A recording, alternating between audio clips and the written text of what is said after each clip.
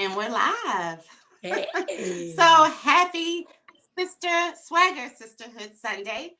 This is your lady, Marilyn Monroe of the Culture Club Conversation, located on YouTube and all social media platforms. But today, I am SwagHer's very own sister in charge, and I host the wonderful episode or segment of Sisterhood. I'm super excited, as always. I'm always excited to connect and Awesome. to fellowship with my sisters, especially sisters that I haven't met, but I feel like I know. So it's just extra special. So good morning. Thank you for joining us. But today I have a super dope, amazing, as always, all my sisters. Monika Willis. She is a CEO, a serial entrepreneur. She is a hairstylist to the celebrities, and wellness specialist, motivational speaker, a financial specialist, and service leader. She's won awards, and she is actually the most dopest influencer. She has a segment called Moments with Mo, and she is such a great light to our sisterhood and what we consider sisterhood. Welcome, Monica or Monika Willis. Thank you. Thank you. Thank you. Thank you. Thank you. I appreciate it. Thank you for allowing me to come on to share anything sisterhood, anything entrepreneur. So I appreciate the opportunity. Absolutely. It wouldn't be right if we didn't have you. So one of my first questions to every sister that I have on the segment is, what is sisterhood to you? Sisterhood to me is not just one thing. Sisterhood for me is it's funny that this is the first question because earlier this year I started to dive into that space myself. Mhm. Because I am a hairstylist and dealing with women every day, all day for years. Yeah. Just in regards to the way we do sisterhood. And I didn't think that we did sisterhood well. And Mhm. so I know it might be a little controversial in that aspect, but I'm a realist. So I think sometimes we say it, but then how do we do it? And That's right. so you know what I mean? Because I've seen times where we could hug each other and kumbaya in a moment because you sitting next to me or standing next to me. But then when real life happens, that's not the same type of pattern or behavior we have on a consistent basis. It seems as though sisterhood Mhm. has boundaries, or doesn't have the dynamics that we confess more so than what Mhm. we do. Come So on with it. Come on with it. Like that is so on point. Absolutely. We claim it, we rep it, we say it, we wear it even, but we're not about it. You're right. yes, yes, So yeah, you're right. It's about what you, instead of what you say, is what you do. yes, yes. Yeah, Because I absolutely. think that when we say things, it's what we wish we were, but what we do is who we really are. That part. That part.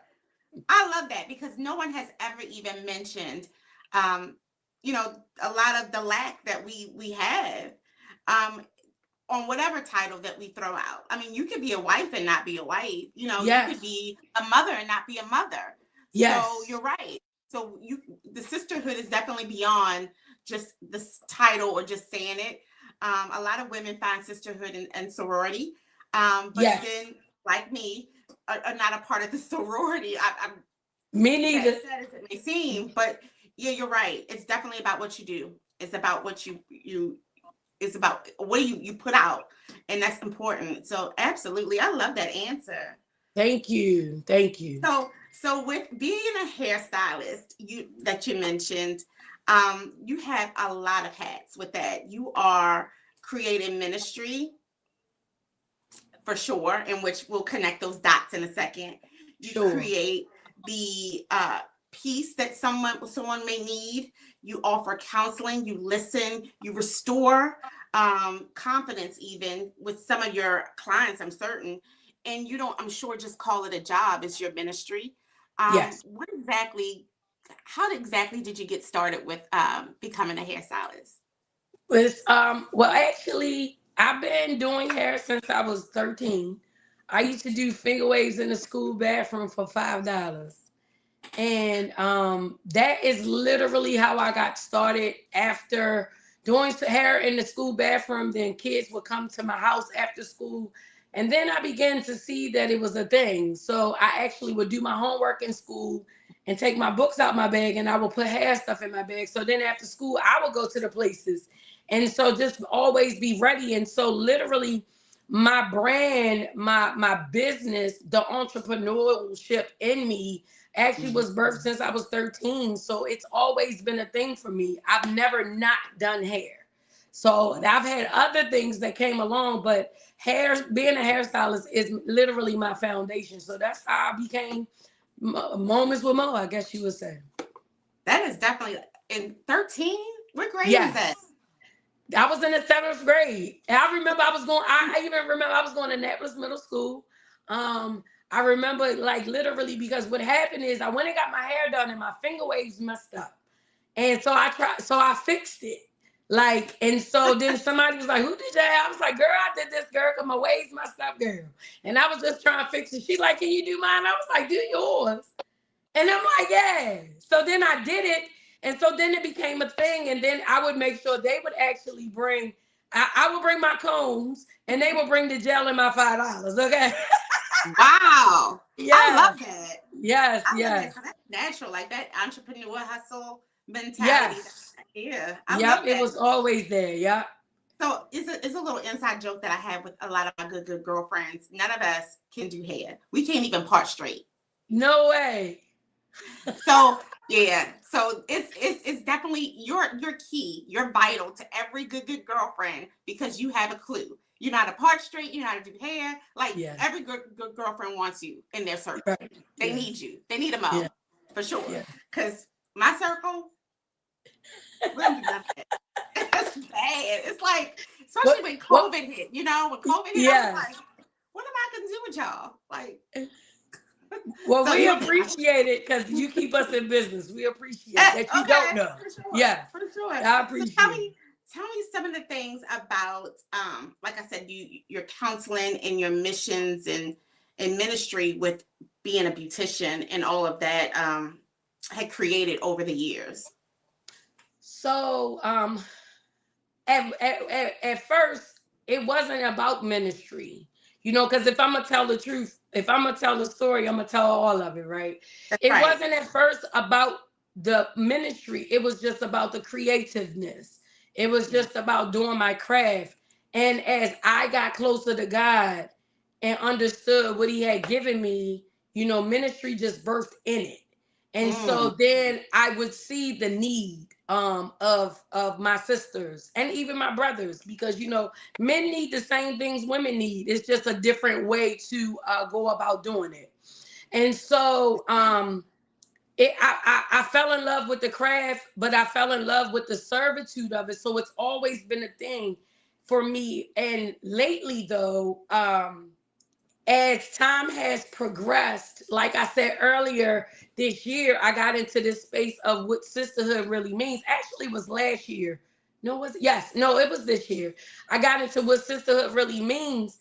And part of it was because of my own personal journey of what I went through in my season of healing after my mom passed away. And so as I began to research and study behavior, unpacking it, the trauma, the triggers, just the dynamics of what you have, what you don't have, what you thought you needed, what you wanted, just different dynamics in it. It allowed me to see people differently. So now, Miss Marilyn, I serve from a different place. When I serve my people, it's more like I did it before because it was something that happened and it evolved. And I was always available in it. They used to call me the praying stylist because, baby, you can come get a prayer and a word, okay? Amen. And so it was a thing. But at that point, I think that it was more so of doing it because this is what was expected. Right. And then what happened is then I needed it and nobody could give it to me. Right. And so it took me through this journey, and I realized that if God supply all your needs according to his riches and glory, if I didn't have it, then I didn't need it. It was something I wanted. And so that right there allowed me to heal from a different place. Because sometimes we have expectations of people, you know, that they can't even match. Because if they need it, how could they give it back? If they need it, how can we give it to them? And so as I heal through that process and through that journey now, when I serve my people, I serve from a different place. I listen well. I have a different vulnerability in the facet of, even because sometimes people can be offensive. Sometimes people bring their attitude with them. Sometimes I think people think that hairstylists are robots. Sometimes I think that people forget that we got personal lives too, and everything ain't always about you. You know, sometimes I might not have a good day. Sometimes I got a lot on my mind and on my plate. And yes, I do like to eat, but don't mean I want to eat all the food. You know what I'm saying? So in that though, now I know how to compartmentalize it in a different way, where I love the space that I'm in spiritually, mentally, and emotionally, to be able to serve every single person that sits in my chair from a different space. And then even in that, realizing that you can't please everybody, because everybody's going to look for the discrepancy. But I'm called to who I'm called to. And then if you come back, great. And if you don't, great. I pray you find what you're looking for. Ooh, I love that. Yes, and that's important when looking for a hairstyle. Like all you said, like it's important when looking for a stylist or anyone that gives you service. One, for them to come do a great place, and then also have done the work. Because once you become a person of servitude, like you mentioned, you also come. We all come with spirits. Yes. And so, especially, I don't want anyone in my hair or in my head or on my head that is definitely confused and has a lot to like you said, to deal with and to sort out in their life, because that travels, that connection travels. So I love the fact that you said you pray for and with your clients. Yeah. That's important. That's super. I mean, you don't find that type of service anymore at all. I know. It's all about the money. Yes, it is. Yeah, it's all about the money. And it's all about, you know, how quick I can get this done and be done with it. You know, get her out my chair and then that's it, you know. Yes. So what you say, all the things that you give out, what restores Mo? I used to try to, thank you for asking that question. I used to try to find like the outlets that people would say, go to the gym, read, all of that, you know, the different aspects. But really, for me, it's the quiet moments that restores me. I don't have a certain regimen. I just know when it's time for me disconnect. And like, I love travel. So if I could just get up out here, I'm gone. And any chance I get, I will leave. I love Florida. That's one of my favorite places to go to. But honestly, it's just disconnecting and putting my phone to the side and giving myself space to rest. Because there were years of me serving out of I didn't have anything to give when it was my turn to give myself, because I had given so much of myself. And so now, in the process of the healing journey, I know that it's important for me to make sure that everything I give so freely to others, that I make sure that I give it to myself, you know. And so it's just the disconnecting from people. It's just to separate myself from the demands of serving and all the things that people want from you and take from you, even so, because sometimes people take from you without your permission. That's it. And you don't even realize it. All of a sudden you just drained and you realize. And then even there's moments where if someone calls and it's and I got a lot and they just call and then I call it dumping on me because they ain't even say how I was doing. They just start talking. I'll say, I'm gonna call you back. And because my old self would listen, because I thought that was ministry. I thought that ministry was serving even when I'm tired, serving when I didn't have the capacity, and serving just because I'm called to serve. But I learned that I had to serve myself, because if I do it for me, then I know what it looked like. And then when it's too much, I know how to pull back from the table and say, today I can't. And I've even had conversations where I was saying, I would really love to talk to you. I really would, but I just got a lot right now that I'm dealing with, and I really don't have the capacity to have this conversation. Agreed. That's great, because you just called me out. I'm a friend that feels like I have to continue those conversations when someone dumps, and literally without even saying, how's your day, what's going on, are you even able or available to speak? I'll take the call and roll with it, and it'd be so intrusive that it leaves you drained. Yes. It leaves you drained, because naturally, as sisters, and being a good friend, you end up adopting someone else's stuff that is not even yours. Yes. And it leaves you drained. It's funny you say that, because I remember one day I was doing an assessment of my life at this point, and I realized that a lot of what I was dealing with, and problems and situations and circumstances that were intrusive, and that were like that we could say had a negative connotation, or that I didn't like, let me say that, it wasn't mine. Mm-hmm. It ain't my stuff. And then things that pulled me into the stuff that wasn't mine. And so then I adopted this thing where when people say, how you doing? I'm like, I'm mind my business. How you been? Mind my business. Because a lot of it ain't none of my business. I just felt like, because I'm a good problem solver, let me show up and help you. Or people felt like, oh, let me ask you this question. But now I mind my business. If you want to share, great. But I ain't intrusive myself, because I'm not in a space where I'm misfix it. Because I can't fix it, but Jesus can. But it ain't my place to fix it anymore. Now, if you want help and you want to talk and you want to go back and forth, sure. But now I don't own it, because it ain't mine. That's it. Yes. That's it. It's important to when you were speaking of that, like I was like, oh, she calling me out. She called, because in the spirit, because that I feel like that's a part of being a good friend, a good sister, good, just that, again, not having boundaries, not when you don't have boundaries, or you don't create the boundaries, people will violate. Yes. And it be common to them, and not be, wrong, because this is what you always did. This is how you always were. So now and I've been creating this 2025, and I'm going into 2026. We all are, those boundaries to not, it's okay to not accept the calls. It's okay to not solve someone's problem or help someone, because sometimes we have to step back and allow God to be God. Yes. We're not God.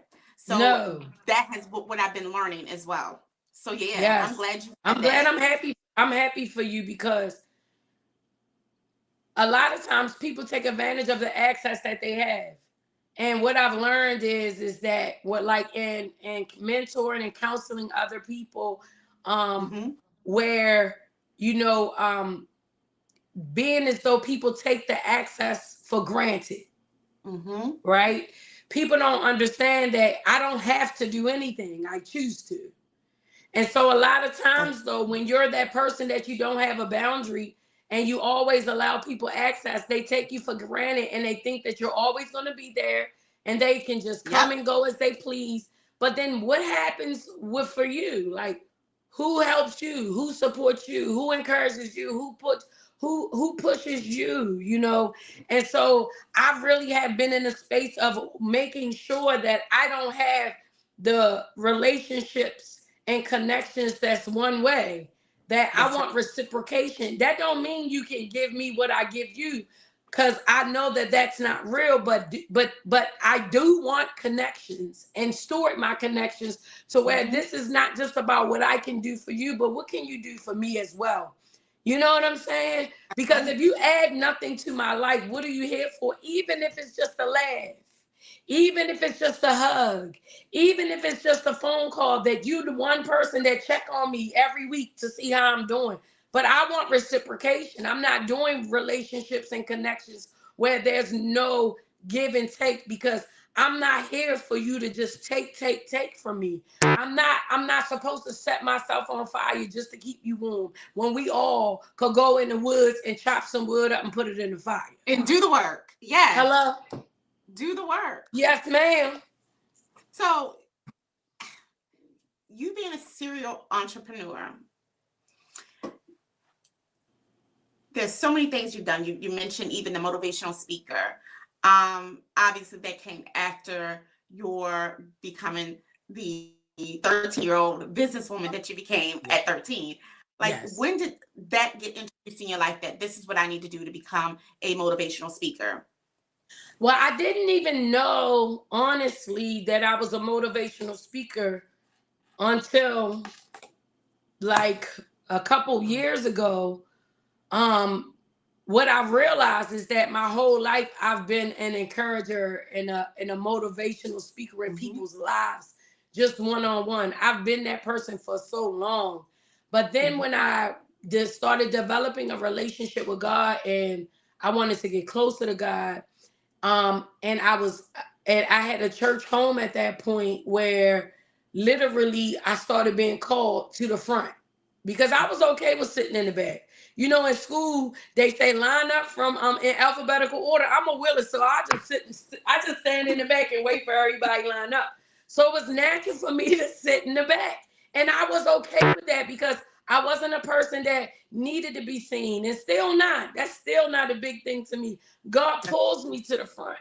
I even have tried to hide in many aspects, but some kind of way, God makes sure that I come to the front of the room. And what happened is that I would just do a little bit more in church, went from doing a play to speaking. Like, I did spoken word, did poems, and just different things in that aspect. And then I started preaching. And so in that, it went from preaching in a church to be able to speak in a community of people, especially because that's the community I come from. So for me to share what I know about life and God and money and entrepreneurship and life, to be able to share that with people, it's my absolute pleasure. I haven't figured out life to that degree, but I do got a good recipe. And I've learned so much in the aspect of loss. I know what it's like to have a whole lot and lose it. And then I know what it's like to have a little bit and have everything. So I've learned on different spectrums. People will think that, you know, they see your movie, but they don't know they see the highlight reel, but they don't know what it took to put together the movie. That's you have right. no idea, because people judge it by what they see that you have or what you look like or the opportunities, but they don't know the depth of darkness and things that you've gone through to be that light, to be that person. So, you know, I've taken the opportunity, well, God has given me the opportunity to be able to speak to that. I retracted from speaking so much that I used to. So I used to do it a lot.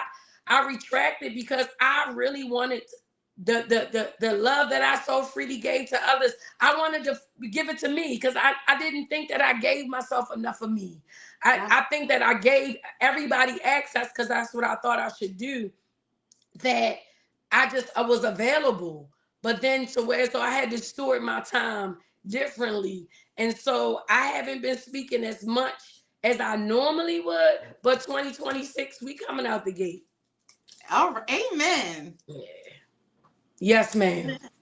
So have you, through all of your journeys and all of the things you juggle so naturally, and I love speaking with women that have a lot going on, because that's how we're structured.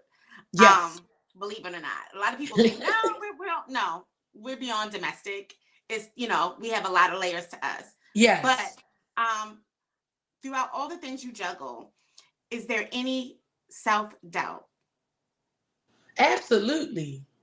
I would say this, and somebody might get mad, but if somebody say they don't have no self-doubt, they're lie. That's right. There's no way that you never doubt. And if you do, you might be a little bit too arrogant, and you might be a little bit too cocky. And not saying that from a space of judgment, but saying it from a space of knowing and assessing behavior, not just with myself, but with everybody. Yes. Because nobody can be everything all the time at the same time. That's right. Now, do people pretend well? Absolutely. But even that shows. And you could tell you be like, oh, she lying, or oh, he lying. You know it. You know, it's a facade. But I appreciate in my journey, I'm going to tell you the truth. Like, even I've had people say, can I ask you a question? I said, baby, don't ask me if you don't want to know the truth, baby. Because I'm going to give you the truth, like all of it. And so, doubt, oh my gosh. I just had this conversation where you wouldn't believe it, where I was talking to the person and they was like, I would never believe that. But I've doubted myself for a long time, even in all that I've done. You understand? Because like you're saying, there's layers to it. Because there were points of times where no matter what I did that was successful, I felt like it wasn't enough. And then I would do more. And then I would do more, and it still wasn't fulfilling. It was always a fleeting moment. But until truly, Miss Marilyn, until I really sat down and allowed myself to be vulnerable enough to be exposed to the good things as well as the ugly things and the things I didn't like and the things that didn't look good and the things and the parts of me that wasn't good, because we ain't all that. You understand? Like, we could dress up and look good and put the makeup on, get a hair done, got a nice outfit, but then on the inside you ugly. I call it dollar store glitter. Yes. You understand? Because you're pretending. And who you pretending for? Like, what do you get? God cannot come and change your life or your circumstances if you're pretending everything is good. And if everything's so good, what you here for? Because there's nothing else to learn. Because I think that we learn in the doubt. I think we learn in the failure. I think we learn when we have a setback. Because you get to know who you really are. We're not as good as we say or think most times. You understand? We're not. It's an image that we create so we can appear to other people to be the boss. But then you go home and you cry when you shut the door because you hurt. Well, see, I'm a person where, look, I'm hurt. I don't like it. I'm sad. I'm depressed. Oh, I don't, and being vulnerable enough to say so, because with your confession comes your deliverance, not my pretending. You understand? And I want to be delivered out of this thing. So I'm going to say I am so God can reach down in that place and pull me out, because I don't want to be there. That's why I told on myself. That's right. Yes, ma'am. Right. I love your transparency. Oh, thank you. Thank you. A lot of us aren't, us and sisters, a lot of us in the sisterhood circles that, you know, are always forever going. A lot of us aren't, like you said, transparent.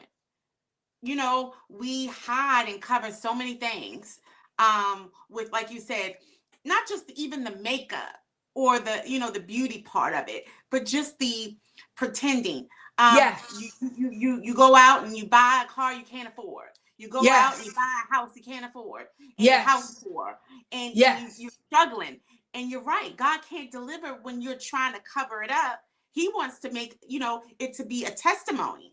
And how can you create a testimony if you're not taking the test? That's it. You're cheating the test. Yes. You're disqualified. Yes. So it's like, okay, start over. Sit in it longer. Endure. Yes. Because you have to be true to it and to yourself. All of us are not put here. None of us are put here to have that facade and create the facade of being perfect, because we're not. We know that. So I love that. I love the aspect of you. And I want to talk about moments with Mo, because I feel like we are encountering a moment with Mo. Amen. Right here, right now. Amen. So tell me how that got started. It is. It's moments with Mo, literally. Huh? It's a moment, for sure. I love Yes. it. It I said came it's a it, moment for sure. Yeah. and it came from because I was with the social media stuff. I had my personal page, I had my salon page, and then I had that a page called Moments with Mo, where it was just all of these things, and I was just so taught of all of it. And because it doesn't matter whether it's a hair, if you're getting your hair done, or if we're having a conversation, or we're having dialogue Hmm. in regards to our conversation right now, or if I'm speaking, or if I'm preaching, or if I'm motivating, whatever, or we're texting in whatever facet, because I'm a writer as well. All of it is a moment, because I was so taught of categorizing every single thing as a thing, when all of it is really a moment, because it's still in regards to myself. And so it just came, and then it's so weird because if I'm outside sometimes people be like Moments with Mo, I kind of duck like, oh my gosh, like it sounds weird to hear somebody say it back to me, but it came from just having these types of conversations where literally I now people call and be like, I just want a moment with Mo. Can we talk? Sure. Mm. Whatever the case is, whatever is happening. So it's just any moment that I get to share with people I call it a moment with Mo, because I'm gonna give you my attention, I'm gonna give you my insight, I'm gonna give you my wisdom, and then a lot of the moments when people are talking, while you're Mm. talking, I'm asking God, like, what is it that you want me to say to this person? So it's Mm. not even derived all about myself personally or my experience. A lot of times I'm really listening to you and listening to God to know what to say to you. And so then even that become prophetic moments, because Yeah. half the time I ain't gonna remember. On the other side of it, it's not about me knowing your business, but more so you having a resolve so you can get to a place of peace, so you can be who God called you to be, and not when you say called to be, it's not about a pulpit or a church, it's about the life you live. So Hmm. that's where Moments with Mo came from. I feel like you should come out with something Mo, the Maven Mo, because you're like the maid. Like you definitely have um, the expertise of a lot of different things, and I love that because you had the Thank you. counsel, you had the ministry, you have the servitude, like all of that. Of course, at some point coincides, but you're like a maven for sure, Thank you. Thank you and so much. and I love that for our culture. I love that for our women. Um, and even just this moment, like you spoke to me, like really spoke Amen. to me, I'm glad. about a lot of things that I need to continue to work on and to continue to address, to work on. Because a lot of times Amen. we don't come to the mindset to say, this is what I'm going to create, this boundary and these limits. Because I could tell from when you first started, you said how they would just your calls would be intrusive, but then you just mentioned your new calls. They call and say, hey, you have a moment to pray with me. I need a moment. They ask for Yep. permission. Now you Yes. have them asking for permission. Yes. And either you can confirm or deny that permission. And Yes. I Yep. love that based on just listening, because that is a skill, to be an active listener. A lot of people don't possess that skill.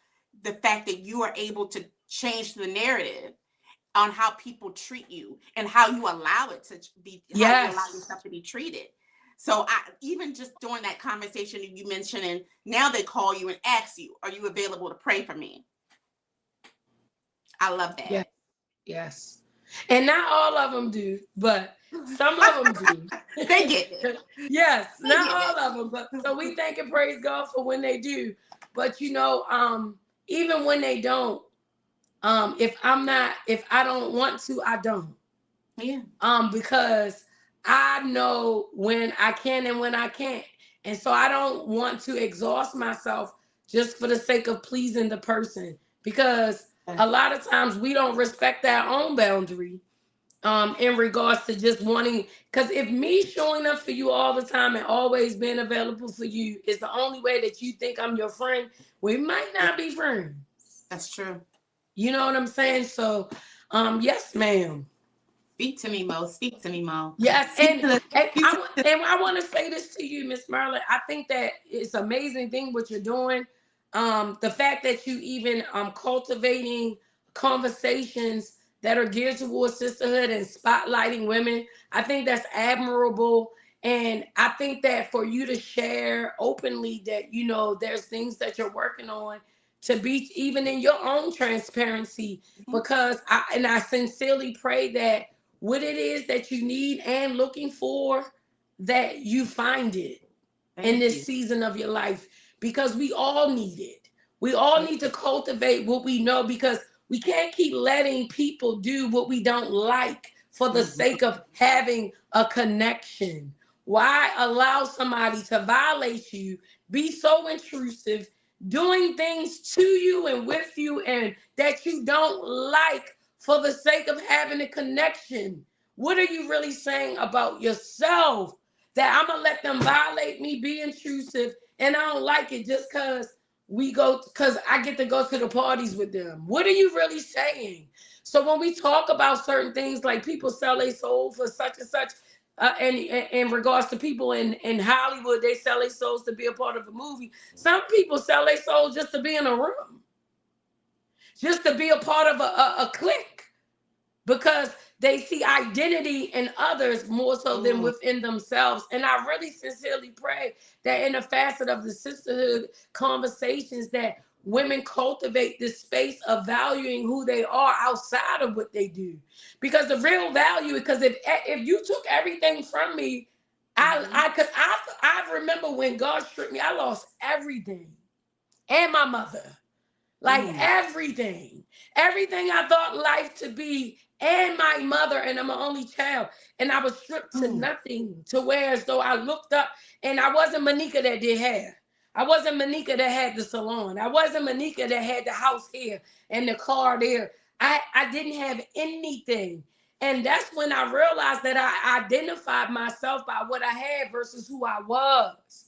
And I thought that was so ugly. And so I took the time to allow myself to be ugly, to be vulnerable, to be open, to be transparent. And I realized that I am the person that God created that cultivate the stuff. The stuff didn't cultivate me. And so in these things that we all do as women, we all in various places and spaces, doing all this stuff, if God took all of it from you, who are you? And that's who you need to be. And that's who you need to know you are without the stuff. I love when you said, because we were talking about the makeup and the clothes, and then you were saying you could be house poor and all of those types of things. But and that's the identity crisis that we have in our sisterhood, in our culture, because everybody want to be somebody based upon who they know and who they connected to and what brand clothes they wear. Because sometimes I've learned this: a lot of people will buy name brand clothes that cost a lot because it make them feel like they somebody. And then I realized that when you know who you are the brand, and it don't matter what brand you put on, because you know who you are. So I would pray that anybody on the live that's struggling in that place, find who you are without all the stuff. Yes. Okay. Yes, ma'am. So what is next for Mo? What's next for you?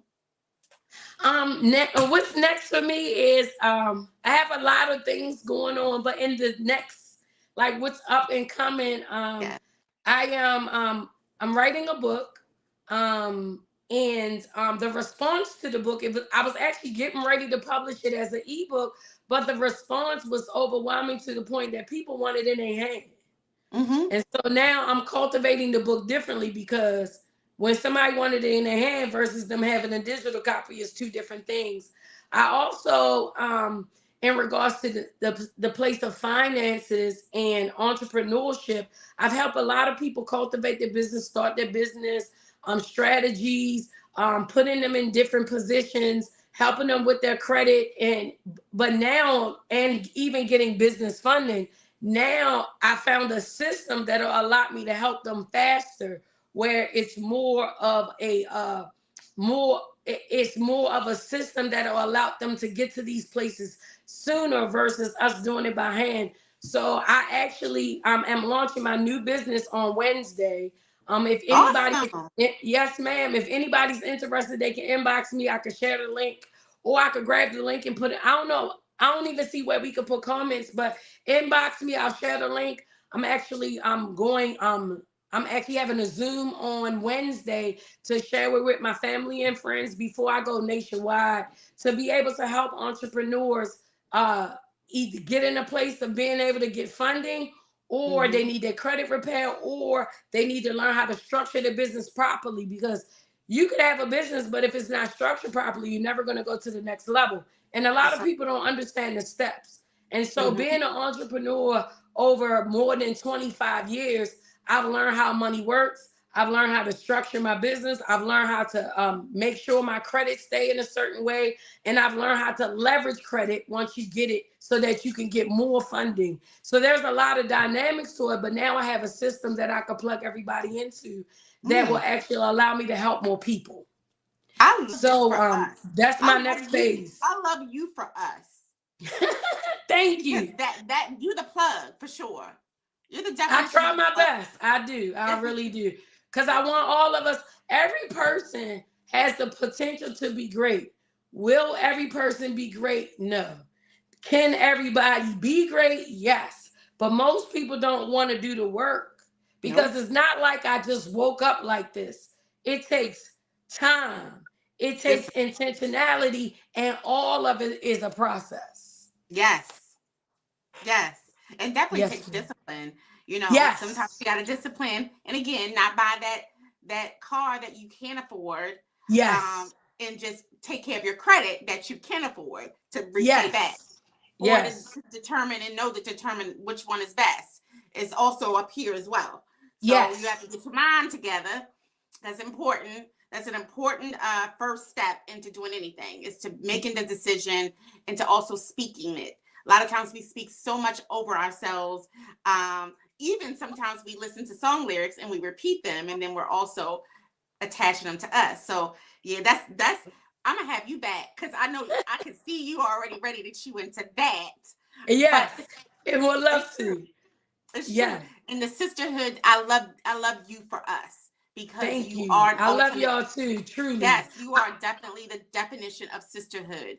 Thank you. SwagHer magazine is a national magazine that was created with in mind of us women, the intentional woman. And I love that tagline, because I just get so tickled, because a lot of us are not intentional. We just kind of we go with the flow and we just do. But when you become intentional about things, that's when you take control and you're able to be the best person you can be. And that's what SwagHer likes to spotlight and highlight. So if you are not following SwagHer, make sure you follow SwagHer on all social media platforms. But how can we, Mo, find you on social media? You definitely can find me on the platform Facebook, Monika Willis, MONIKA WILLIS. As you see on the screen, on Facebook. On Instagram, I'm moments_with_Mo. On TikTok, I'm moments with Mo, just all together. And you can always inbox me. You can, and I don't mind giving out my phone number because it's so old. Everybody got it to me. It seems like you can always contact me, text me, call me. I'm available to take new appointments, new clients, new speaking engagements. I am literally in a space that I have incubated enough to be able to show up authentically as my authentic self and sharing my experiences on any platform in any facet, because I have allowed myself to heal through a lot of different circumstances and situations. So you can contact me at 443-336-6314. And the number again is 443-336-6314. The ultimate plug, y'all. Like the plug, she will charge you, she will get you all the way together. But again, you don't cross no boundaries. So let me just read a few people, shout out a few people that are tuned in. I have my cousin Nakia Miller on here. She said 2 of my faves. She said, love y'all. That's my bookie. Yes, that is my cousin. Hi, Bookie. My first cousin. I have my mom on here. She said you are a great hairstylist, so she knows you. Thank you. Ms. Crystal Coates, thank you for joining. That's SwagHer. I'm so Yes, Swagger is on here, of course. Jermel, I'm sure. Thank you so much, sir. Good sir. And all the ones that have tuned in, thank you so much. If you have not caught the entire live, make sure you replay. Make sure you be a sister or a good person and share this on your page. It's free to share this. It's if this hasn't spoke to you, maybe it'll speak to someone else. And it's nothing for you to share this. If you know a sister that should be spotlighted and you want them to contact me, please inbox me at TyMD Monroe, or you can email me at the real Maryland, as in the state, Monroe at gmail.com. Mo, I really, really appreciate you taking the Thank you, time, Pat. scheduling the time, and I'm going to have you back. I'm going to have you even on Culture Club with a K, Okay. Conversation, my podcast, and have Awesome. you, Thank you. because I know you're going to be busy this week because you're, and I would love to attend because I am definition of sisterhood. I support 100% of Thank every you. sister that comes on, whether it's, donating or just sharing. I think that's important. So Yes. I will be in touch. Yes. Stay in touch with me. Don't become, become very famous, become very big and famous so that you can continue to be the light that we need. Amen. Thank you. And with that said, God loves you and I love you too. Happy Sunday. Have a good day. Thank All you, right. Mo. Thank you. Thanks for having me. Absolutely. All right.